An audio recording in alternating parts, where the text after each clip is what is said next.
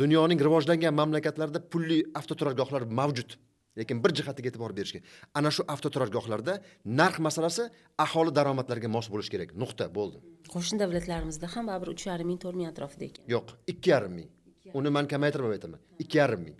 Agar mabodo, yana bitta taklifda, agar mabodo o'sha joyda ishlovchi odam borganda, ertalabdan kechgacha o'sha differensial tartibda qilingan 2,5 ming so'm, 2 ming so'mdan to'lasa, ya'ni o'sha 5-6 soat bo'lgan paytda 10 ming so'm bo'lsa, hech qanday odamga qarshilik bo'lmaydi.